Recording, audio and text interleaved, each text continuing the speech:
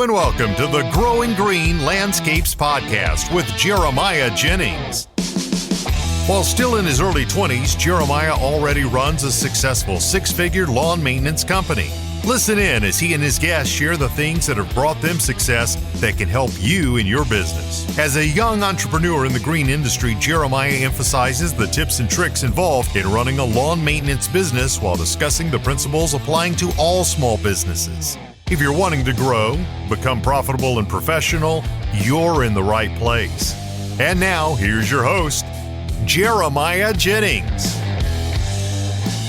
What's going on, everybody? Thanks for tuning in to another episode today here on the Growing Green Podcast. This is your host, Jeremiah Jennings, and we are so excited to be coming to you with another great guest interview for you today. And we have none other than Tristan Parsons. He's a local guy, not far down the road from me, about 20, 30 minutes. We actually met a while ago at a networking event that we were part of, and kind of hit it off, and so we've stayed in touch ever since. And he's on a different part of town than I'm in. He doesn't service right literally in my same area, but we stay in touch and have gotten to know each other a little better over the past year. And he has his company, Vida Landscapes, and I'm interested to see Tristan's point of view on a lot of different things today. He does some different things than I do, and I'm interested to see what he can bring to the table to help all you guys out there that are looking to get into more landscape installs and things like that. So without any further ado, let's bring Tristan in. How are you doing today, man? Tonight? Doing good. Good to talk with you. It's been a while since we talked, so excited to see what you're doing more on the maintenance side. Is that something I'm wanting to grow this year? But yeah, just generally looking at the economy and stuff, seeing, just being very blunt, like more people aren't going to be installing stuff and doing construction side if there was the economy to go down. Yeah. So you're looking for that recurring revenue?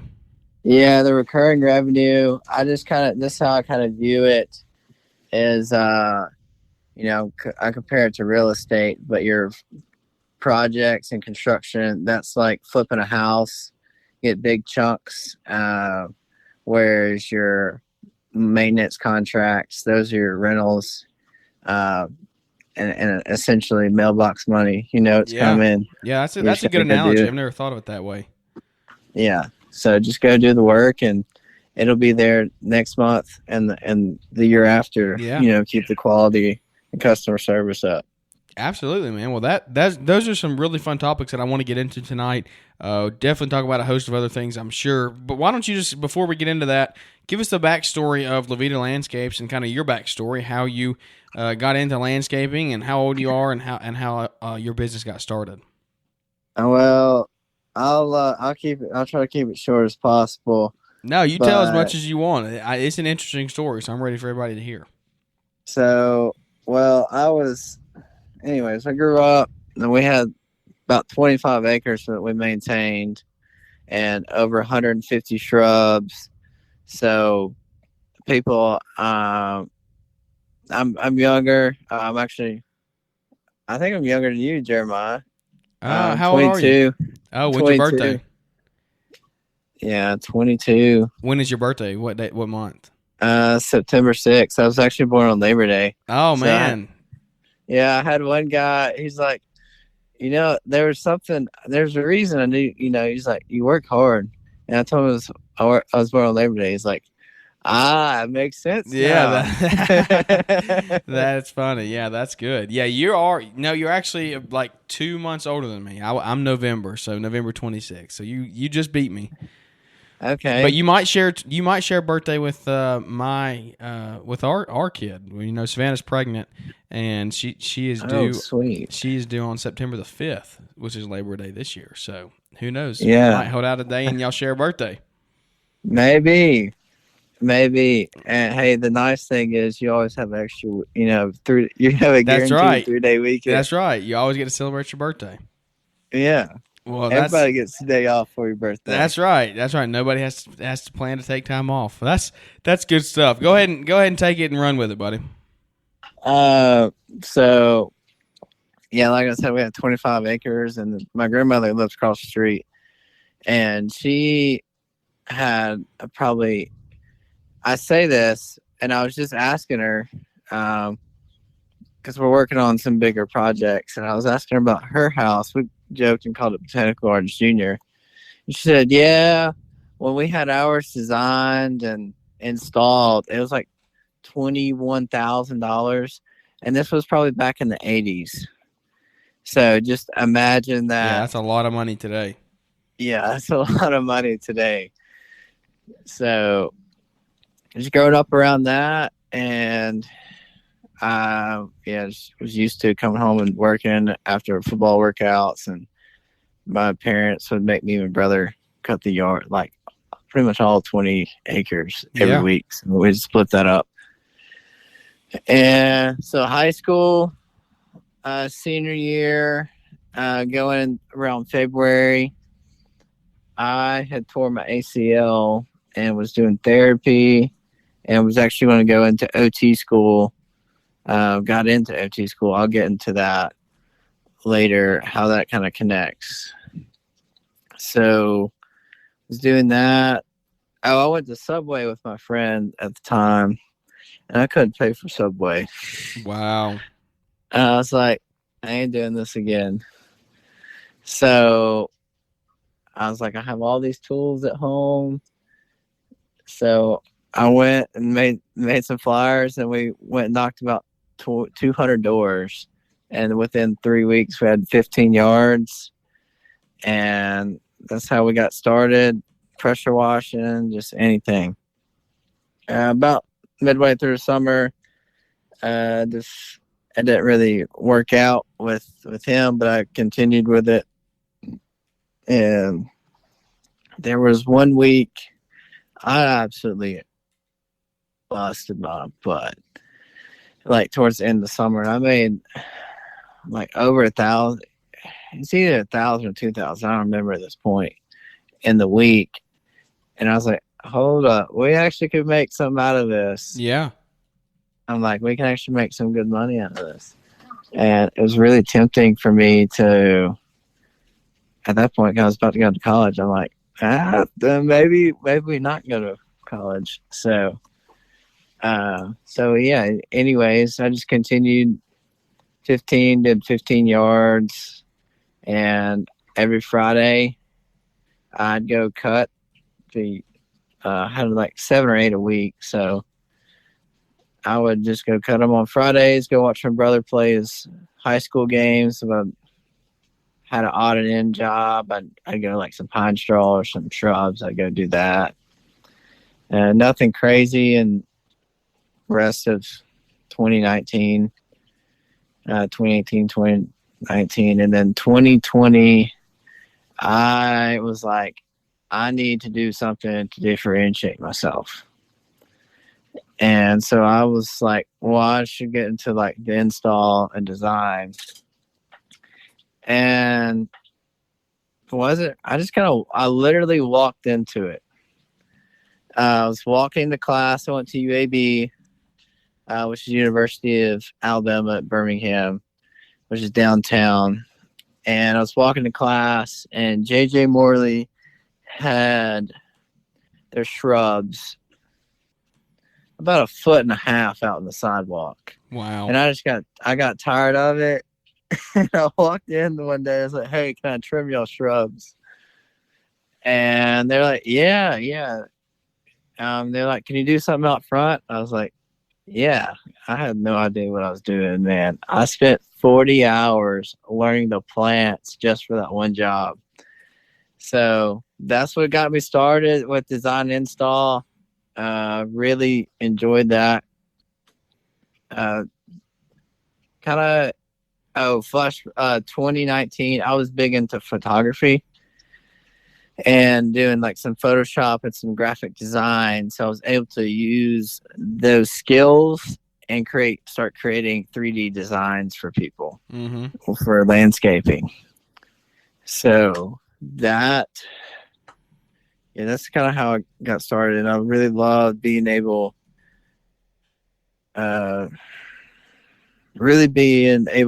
be a co-creator with God.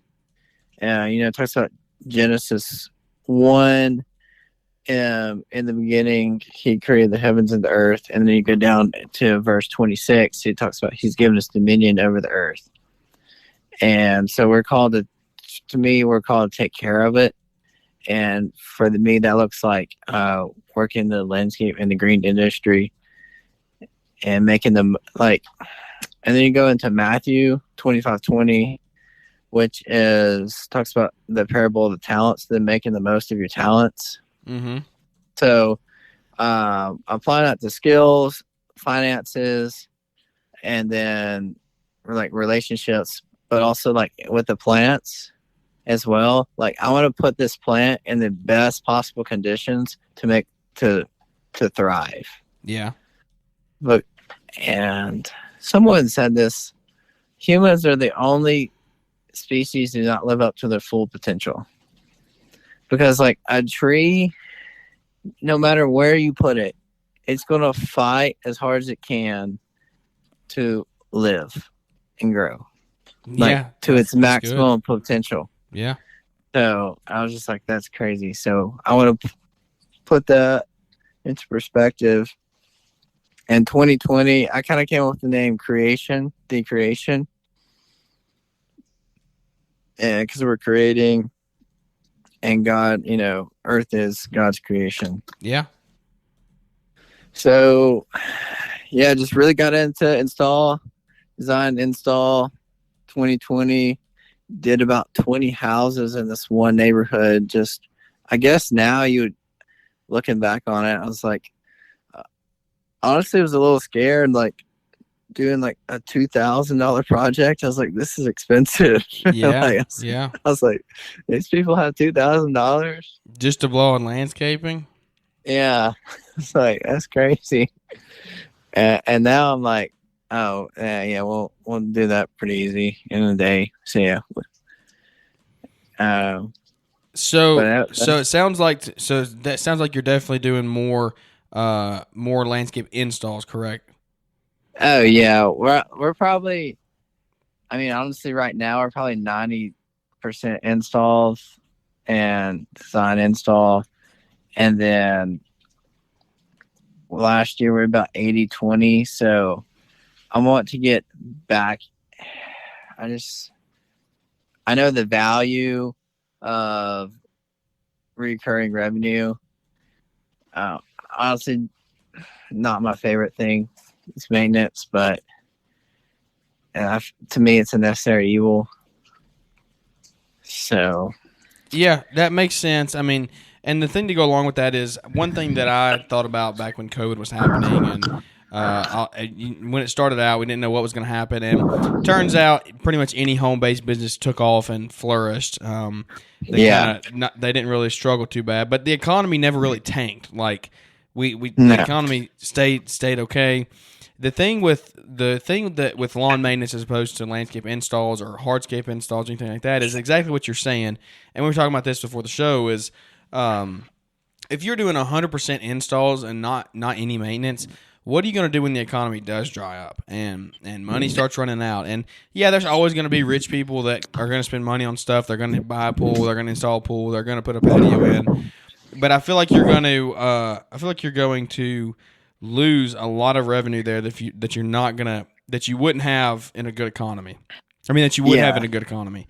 Exactly. So it sounds like you do have that's a good thought is, for me, I do mainly lawn maintenance. I'm trying to get more into landscape installs, but I don't want to get rid of a lot of lawn maintenance customers because, like you're saying, it's that recurring revenue. And the thing you say you hate it, or not you hate it, but it's not your favorite thing. And I think that the biggest piece of advice that I would give is getting back into it is just make sure you're charging the rates you need to charge and that you're making the money you need to make, and then it's not that bad.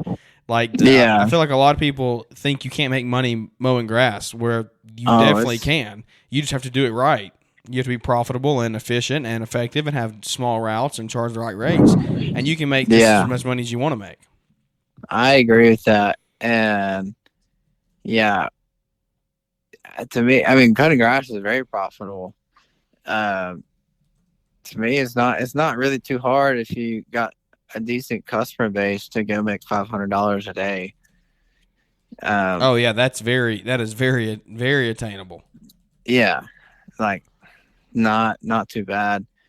And I'm just more on I like creating things, so that's where I tend to shift more to the design and install.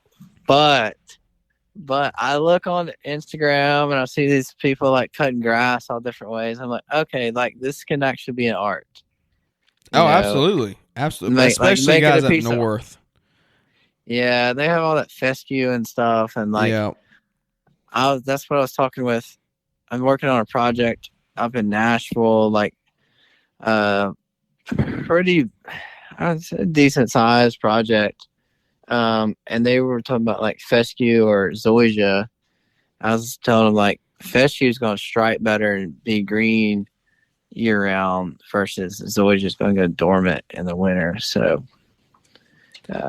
absolutely, you get to cut that stuff taller, and it just. I love the way zoysia looks, but man, you will never be able to stripe like those fescue and the Kentucky bluegrass and all that stuff up north that they have. I know, but you're exactly right about the art. It's all about what you make it, and you can Bermuda. You can make Bermuda an art if you want to. Just make sure that you're doing it with the best quality that you can do, and you go out there and do the job the best you can possibly do it. And when you leave that job, that's going to be extremely satisfying. Yeah, I like. And what makes me think about like it being an art. I don't know if you read Trump's book, Art of the Deal. He's like, the best form of art is good business. Yeah, so that's good. Just making it your own. Yeah, no, that's right. 100%. Make it your own and just put your own spin on it. Do the best you can, and that can be exactly what you make it. So, sounds to me really good business there going. You got a lot of landscape stuff going on. What does your crews look like employees wise? I know you're not really in the field that much anymore, right? You kind of oversee everything. Yeah, I mean, I'm gonna be honest with you. Really short staffed right now, so taking people right now. So back in the fall, my head guy had a wonderful opportunity to go. He was like a jack of all trades. Yeah. So he got an opportunity, and he's looking to do $750,000 in revenue this year for his company. In the process, of that, he took all my guys, so I had to kind of start from scratch here. So right now I'm somewhat in the field, but I have really good subs, so I can do the same work as your big companies. Like for here, like in Birmingham, you have Blackjack, Richard Landscape, and Green Team, and Landscape Workshop. Those are your bigger companies. Yeah, those are probably your bigger companies, and so I'm able to do the same work as they are because I've built out subs. Yeah, that's good connections that you need to have, and I need to work on that. I need to build up my sub base better because I'm always looking for people to hand others jobs off that I can't do or can't get to. So, what do you think? How do you think you've kind of gone about doing that? What are some tips you could give to somebody out there who is looking for some good subs? Because everybody needs to have those connections. So, what are some good tips and advice you could give? Go find a real estate investor, and I'm sure if you're doing installs or maintenance, you're going to have one or two investors. And even if you don't work for them, I'm sure someone will reach out to you. Mm-hmm. There's one thing pretty consistent with most real estate investors. They want cheap and quality work. Yeah. So, and a lot of times they'll sub it out. They'll, hey, this person did good and they did it for a good price. So you just ask them, hey, I need someone for electrical. Do you have any recommendations? And even if not, you can just call real estate agents in your area and get a couple from them because it's kind of the same situation. So that's one way to do it. And I feel like that's a good way of almost kind of vetting them, because I feel like if they're doing, and I wouldn't say take this. I wouldn't say. I don't know. I wouldn't take this word for word, but I feel like if they're doing work for a reputable real estate agent in your community, they're probably going to do pretty decent work. Yeah. Like if they're recommending them, they're not going to be some just off the side of the street dude. Like they probably have their stuff together. Yeah. Same for someone recommending you as well, like an agent. Like if someone's recommending you, most likely you're doing quality work. So that is one good way to vet them. And I was just thinking. So do you try to do more? Networking. Yeah. You never know. Never know who you're going to meet. So that's another way to do it. I'm glad you say that. I talk about my networking stuff all the time on here, because it's a big thing. Just networking in your community and getting to know people around you. That is exactly how you get to know these subs and other people out there. Just valuable connections that you need in and around your local area. So do you try to do more sub work, or do you try to keep it in-house? Like, what is your go-to? Oh, right now, I'm going to be honest. I only have like 4 or 5 people right now, so I'm subbing a lot out. Because I'll get a lot of different jobs, so where it doesn't make sense to keep someone on staff. Yeah.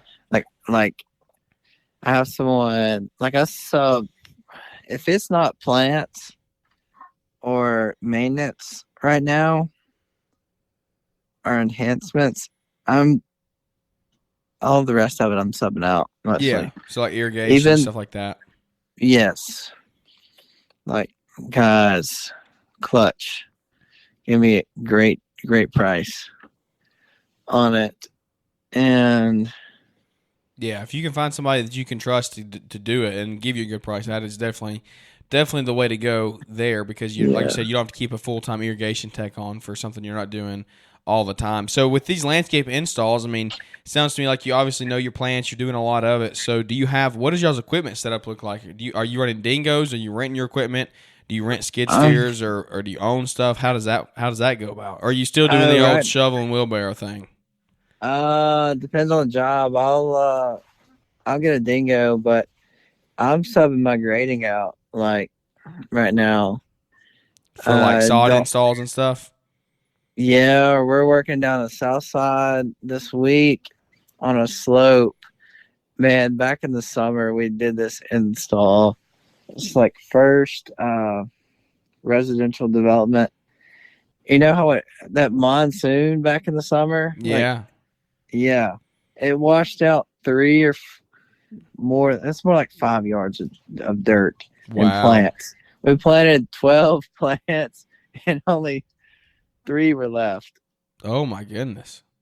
Yeah. So we're going in with riprap, cross ties, and some sod and some boxwoods here. And rebuilding it? Yep. So how you move, like what does that job look like? What are the operations of that job? So here, I want to break this down for a minute, and then I really want to get kind of more in depth on this. I want to know, how do these jobs work? And I think other guys out there who are doing lawn maintenance, they want to get into more landscape stuff like you're doing, these bigger jobs, these bigger ticket jobs, because like you're saying, you can stay on them for a day or two and make a couple grand, as opposed to taking 4 or 5 days of mowing to make the same amount of money. So what do the operations look like? How are you handling all this? Like you said, obviously you started just learning your plants and doing basic small stuff, but as you've grown now, you're saying you're putting cross ties in. You washed out 5 yards of dirt, which means you're having to bring dirt back in. And I know you said you're subbing out the regrading, but like, what does the back end stuff look like for you? Are you hiring guys who know how to do all that stuff, who know how to build walls with the cross ties, or like, are you teaching yourself that? How are you doing all that? Yeah, I've blessed with, so I have 2 guys, been working with my family before I was born. And one they're like in their 40s and 50s. Oh, wow. Yeah. Yeah. So they have lots of experience, and they are actually teaching me stuff. And so it's just nice because I pay them more than most. Yeah, But I but you're also paying for know, experience, and it's gonna get done right. yeah, I can say, hey, this is what we're doing today, and I can come back 3 weeks later, and I mean, and it's gonna be. I mean, I come back next day, it's gonna look great. But Yeah. even 3 weeks later, it's gonna look fine, and I know it's gonna be done right.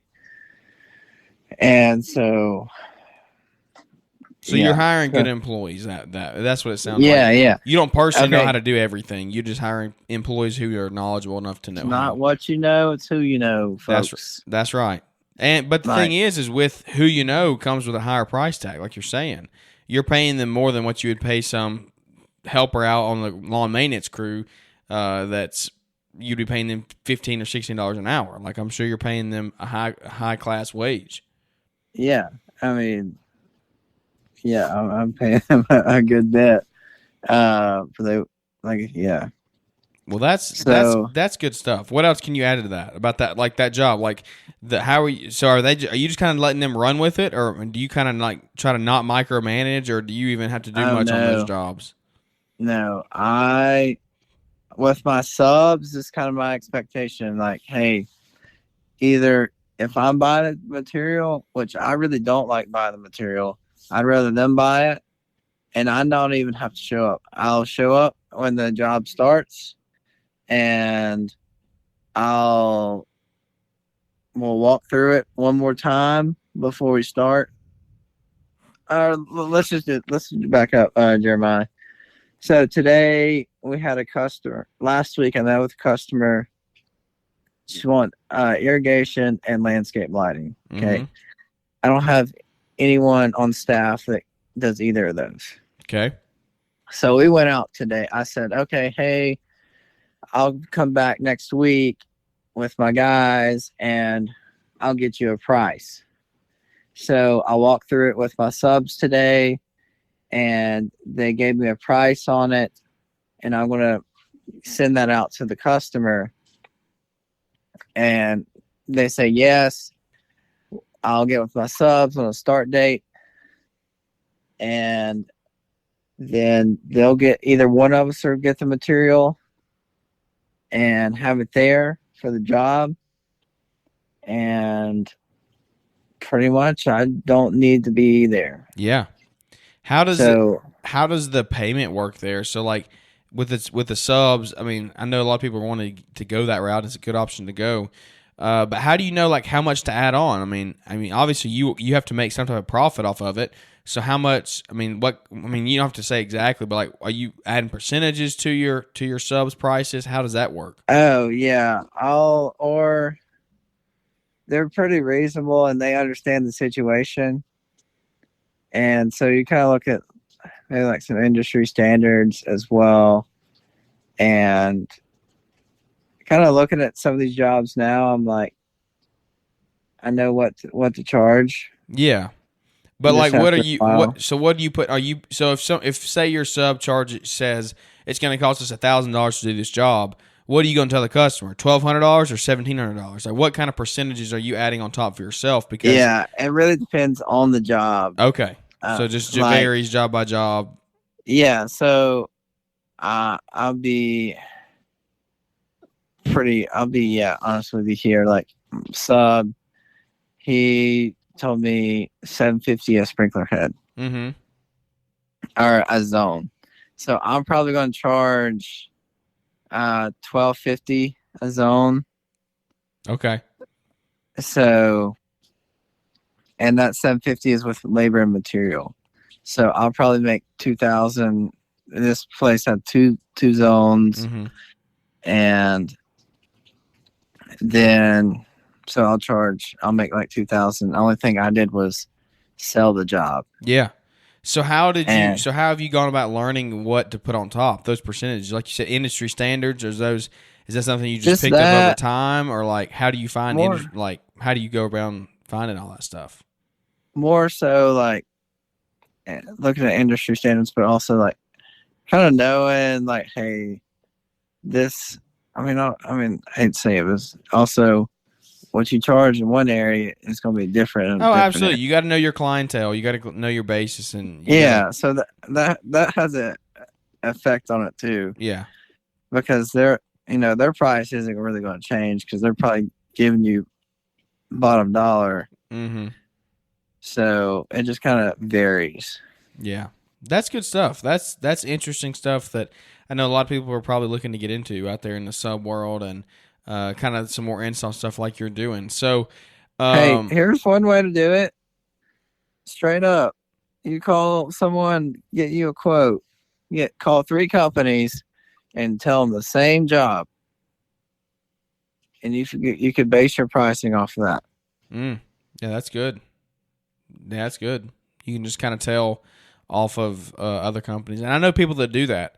They've thought about. I've heard people do that exact same thing. Call a couple companies, see what they say, and then kind of base it off of that. So that is a good route to go if you're looking to figure out how to price stuff, especially like new ventures and stuff like that. Because a lot of different ways to go on that, and you got to make sure you're making money. Looking to get new customers, including commercial clients? LawEntrepreneurAcademy.com has you covered. Looking to learn the best new strategies for postcard marketing? We've got that covered too. Get instant access to 6 videos showing how to get new residential and commercial customers with yard signs, postcards, social media marketing, Facebook ads, Google My Business listings, and so much more. These 6 videos are designed to help you expand with the best tactics and strategies to secure new customers and grow your business. The How to Get New Customers training program will get your phone to ringing.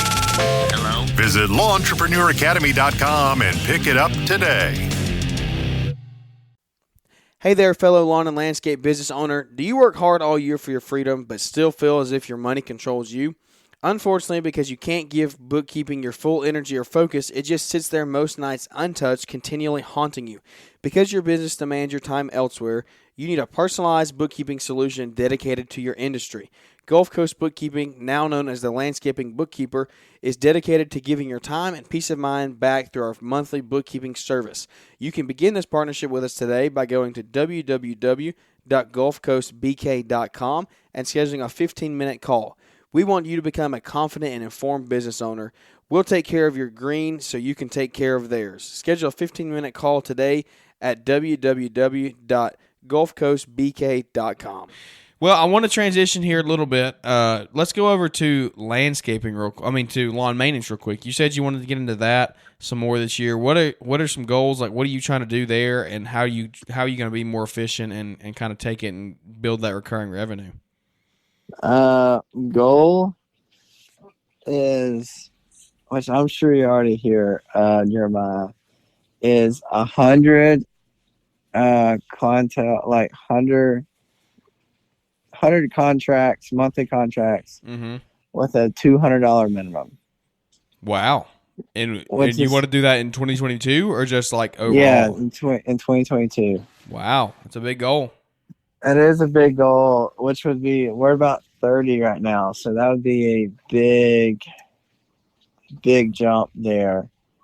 So, and honestly, I feel like $200 a month is not crazy, unless you're in like garden homes or stuff, but you can usually pick up like 5 or 6. Yeah. Right there and knock those out. And to me, those, you get 5 or 6 right beside each other in the garden home, like those are probably your highest profitability. Yeah, those are hard to beat. What, 10 minutes? Yeah, especially if you can get a couple together. That's the thing. Like, it's hard to go to a garden home because, like, you say, well, it's only 10 minutes, but if you're only going in there for 1 yard, then it kind of adds up. Those yards don't become near as profitable. But if you can park on one street and do 4 or 5 or 6, then it really does add up. Yeah. Yes. That's the same thing with trying to increase your area. That first one's rough, but if you pick 4 or 5 up, it's kind of worth it. Something I need to do that was killing me last year was route density. I mean, we were going from Gardendale to Shoal Creek, and people aren't familiar with the area. Oh yeah, that is too far. That is a 30 to 40 minute stretch. Yeah, and probably 35 to 40 miles. Yeah. So we'd have a little route. We'd have one route in Gardendale, like a day, and then we'd have like a day to 2 days in Hoover, downtown, and Shoal Creek. Mm-hmm. So it was just kind of rough, especially if you got caught on one day where you're like halfway. So did you just cancel those clients that were out there? You said you only have about 30 now. Did you just cancel those because they were too far, or did they cancel you? Oh, no, I kept them. Oh, so you still have them? Yeah, I still have them. Oh, man, you got to get rid of those.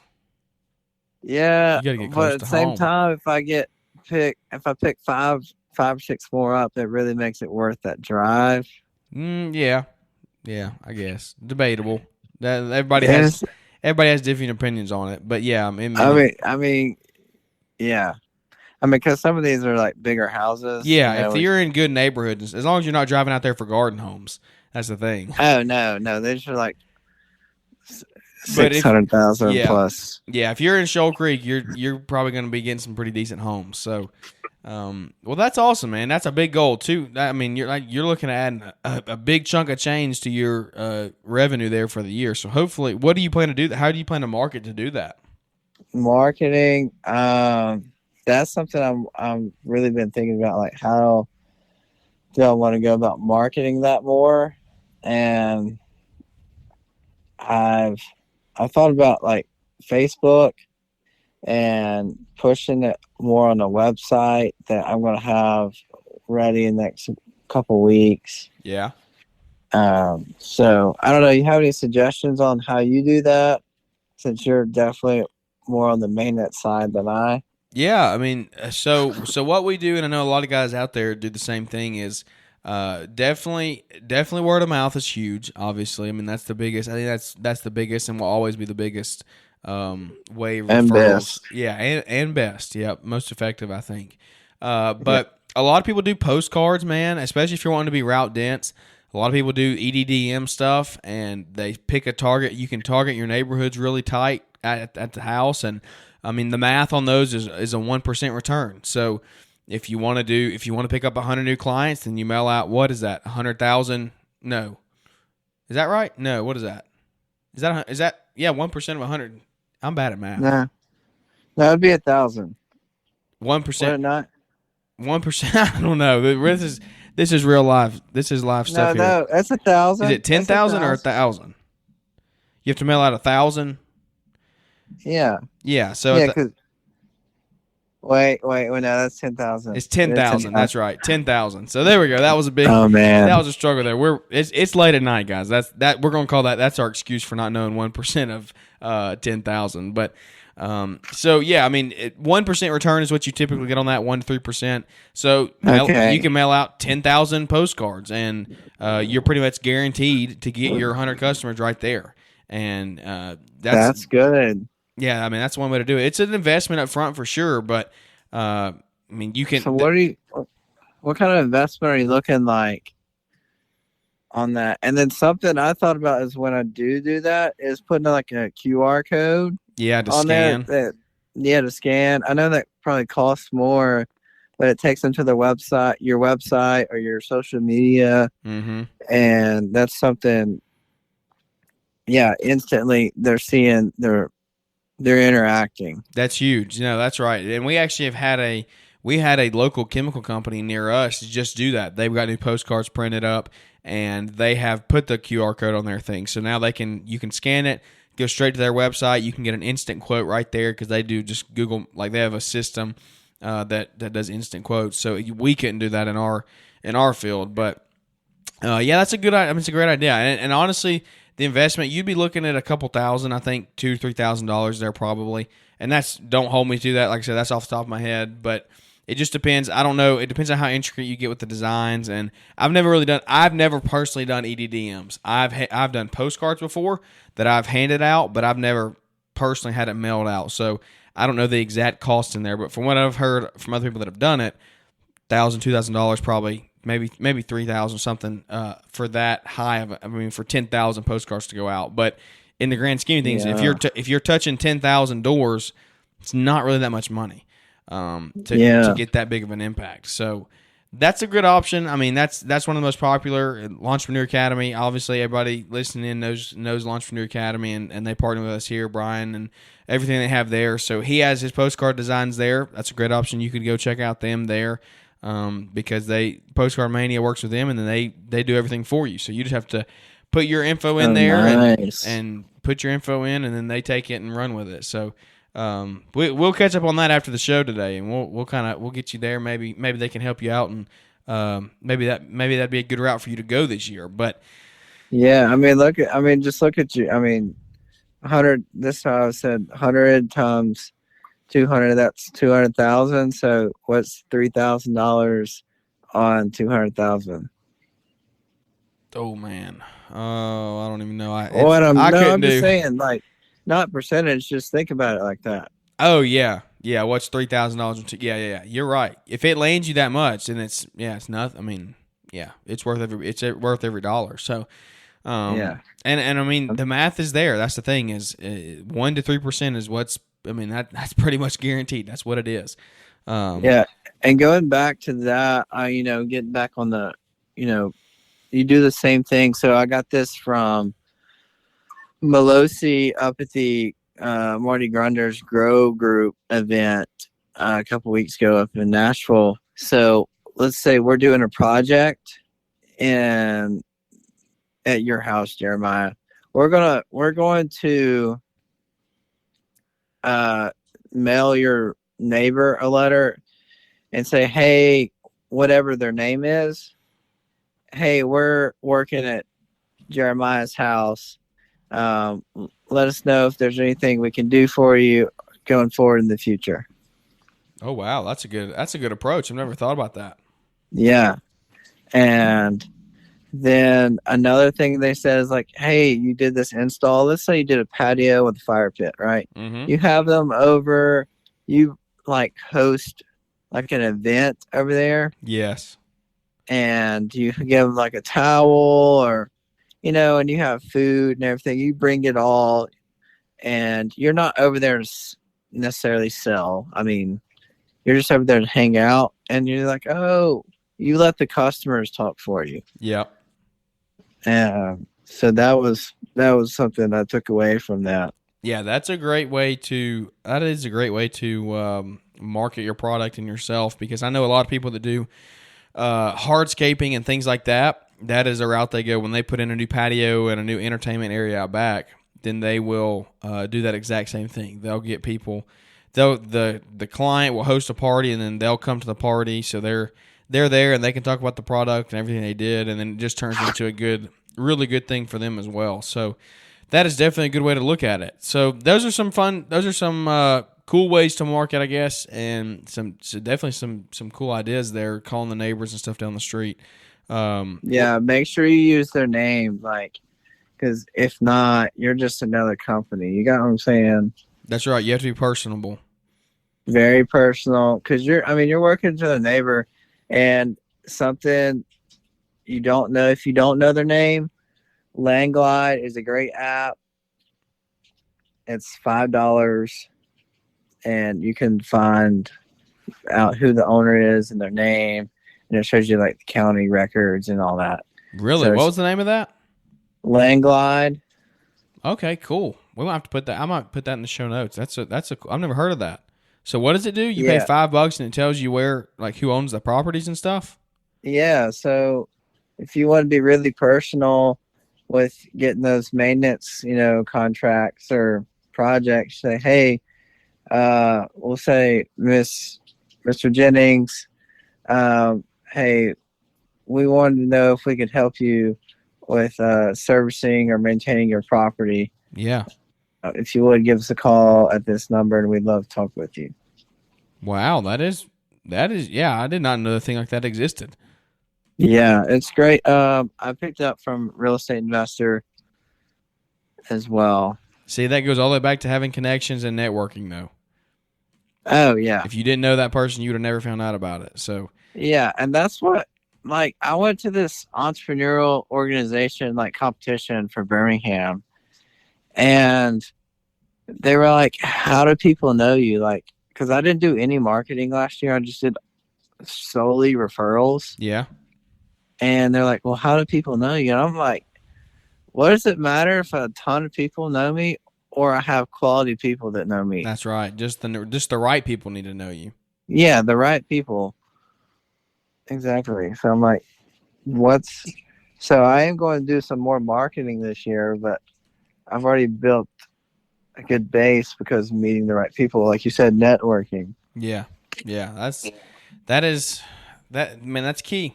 That's key. I mean, I'm not going to hit on it any more than I already do. I talk about networking so much on the show, so don't want to shove it down anybody's throats any more than I need to. But I tell you what, before we wrap this thing up, I want to go one more direction. It's getting late here. I don't want to hold you much longer. I want to be respectful for your time. I want to talk about real estate here for the next maybe 5 to 10 minutes. And I know you've kind of gotten your feet wet in it over the past year or two, and you're kind of taking it and actually running with it. We hadn't talked in a while. Like I said, you probably got more property since the last time I talked to you. But tell everybody how you got into real estate and then kind of what your portfolio is looking like today. Okay, before we jump into that, I'll just say, so 2020 started making some money, looking into it, looking into like, hey, what do I need to do with my money? Yeah. And that's something I was thinking about today. So, currently have 2 condos with another guy downtown, and on Morris Avenue, have those on Airbnb, doing great. Those spend about 4 hours a month, so about an hour a week doing that, managing that. So it's great. Flipping a house right now. We're about 2 weeks out. Thank goodness for that. Are you just subbing everything out on that? Yeah, we're just contracting. Okay. So that's how you can build out your subs as well. Because the guy I'm partnering with this has 11 apartment buildings. Wow. And like, you know how I got introduced to him through landscaping. Mm-hmm. It was kind of a plan that I had, like, okay, I'm going to use landscaping as a foot in the door to learn more about real estate. Yeah, that's a great idea. So anyways, it has a lot next to it that came with it, and we're going to either build on it or sell it sometime down the road.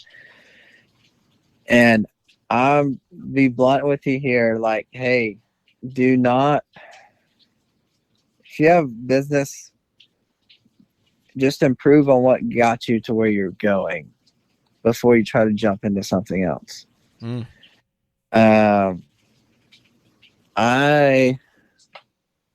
Just be honest, I kind of cut myself in the throat for landscaping last year because I put a lot of money into those condos that I really needed to grow my business for landscaping. Yeah. So that's something to consider before you jump into it. So as far as real estate, that working on maybe like 2 or 3 more deals right now.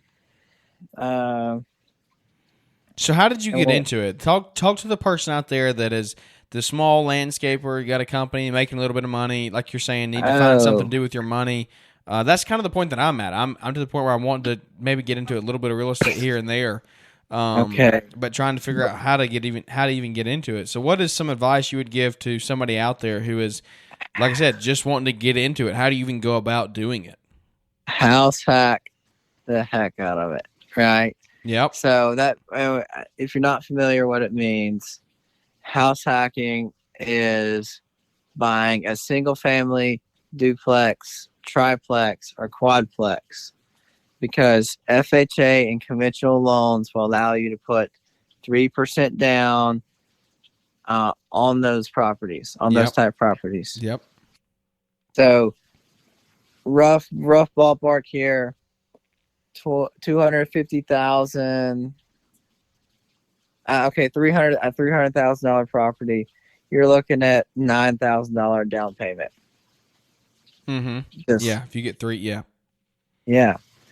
and then some closing costs. You're looking about 15,000. Yep. And you're in.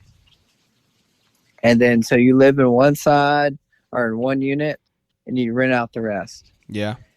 And you are now living for free or pocketing money. Yep. That's one way to do it. And building equity while doing it. Yeah. Yes. Yep. So finding a growing area or even an established area that's going to have solid tenants in it. Mm-hmm. That's actually so the route that I'm thinking about going is I'm thinking about moving and renting out my current house because you might know a little bit more about this. For those conventional loans, like what kind of loan did you have to get on your apartments or your condos? Because it's like for conventional, don't you have to be a primary resident for 1 year before you can do it? Yes. Yeah. So I think that's the way that I'm gonna kind of cheat the system. There is, I'm gonna just move around. Like I'm gonna move to another house because I've lived in my current house for a year. So I'm gonna buy another one and then I'll just rent this one out, and I won't have to get a new loan. Yep. Or pay any penalties or anything. So I guess that's kind of a house hack, but it is. There's all and all also kind of different ways. If you're looking at a property for an office or to locate your business, look at some way someone else can rent it out. Yeah. Even if it's $300, $700 a month, like that'll cover your payments on it in most cases. Like, yeah, I mean, if you can work there for free, then that's a pretty good deal. Yeah, I mean, it's the same as running out of your garage. Yep. I mean, that's what I'm doing right now, so that's what I'm looking for.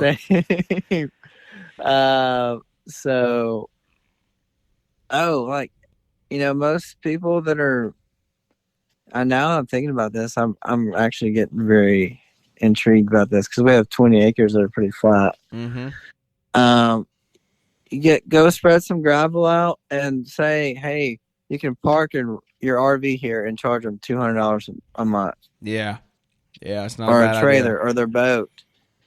And look, you get a couple of those, and it's paying for it. Yeah, I mean, what you'd be paying for your property taxes. I mean, that's about if you have some land. I mean, that's what you'd be if your land is paid. Especially if you could get your land for a decent price and get it paid for, then you'd be making some serious passive income. Because I know in our area, there's so many neighborhoods that HOAs won't allow you to park anything like that in there. Trailers, boats, RVs, anything like that.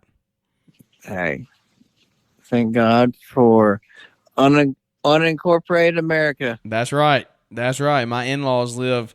The next house over from them is the city of the local city where we live, and then their house is in unincorporated the county here. So it's real funny because we were actually out there shooting guns one day, and the city police roll up because somebody had called them down the street, and they roll up and tell us to drop our weapons and all this stuff, and we were just sitting there looking at them, and they came up and started shooting us out because telling us we couldn't be shooting there, and you can't shoot, you can't disarm, you can't discharge a firearm in city limits. And we were like, well, actually we can, because we are over the line and we're an unincorporated county here. So it was very funny, and they actually ended up agreeing with us. They weren't rude. They were like, well, you can do what you want. I mean, that neighbor just going to complain as much as they want to because you're not in city limits. So like you're saying, thank the Lord for unincorporated America. That's right. Small town. That's right. Well, man, this has been a really good episode. I think there's been a lot of good stuff that's come out of this. Some good advice for maybe somebody out there who's looking to get into some more, some bigger ticket jobs, some landscape stuff, just some real life business stuff that they can learn from, building connections and subbing stuff out and things like that. So, what is some advice maybe as we wrap this up? What's like one piece of advice you would give to somebody out there who is starting a company, or they're like, this is going to be their first full time in business, their first full year in business, going full time? Mm-hmm. What's some advice you would give to them to be successful this upcoming season? Before we jump into that, I want to mention, going back to doing install design. Yeah. Become friends with architects, man. They're the ones drawing it. They gotta send their drawing to somebody. Mm-hmm. So make it be you. Like be friends with them, and yeah, if you don't know if they're completely everything, go do some more research on it, and then next time you come back, you know about it. And a lot of them, they're helpful. Self-educate. That's what we talk about on the show a lot. Self-educate. Yeah, I was talking with Heiner Outdoors out in Colorado. They do some like $200,000-$300,000 projects. I was like, hey, well, any suggestions? Like YouTube. I was like, okay, that's right. So, and going like the answer your question, like what first year in business, man. One, enjoy what you're doing. If you don't, that's my big thing with our company. If you don't want to be here, I'd rather you not be here. Yeah. Like you spend a lot of time working, and I don't want a third of your life essentially being miserable. So, and that goes. That's one of our core values: is have fun. Talks about that in Ecclesiastes. Enjoy the toilsome labor under the sun. Yeah. For the days are short. So, enjoy what you do. Have faith. Yeah, that's faith big. And an abundance mindset. I will recommend several books. Yeah, man. Well, shoot them out here. I would love to hear, and I'm sure everybody else out there listening would too. Think and Grow Rich. I'm listening to that right now. That's funny. Bet. Yeah. We could do a whole hour, 2 hours on that.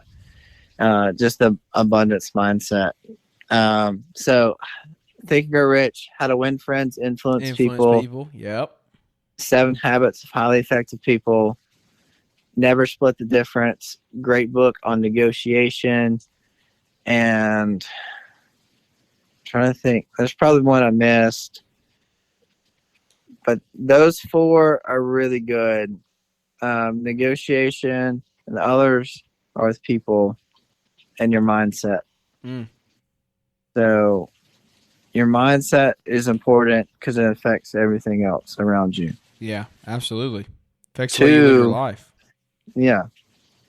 And that affects your relationships and your team.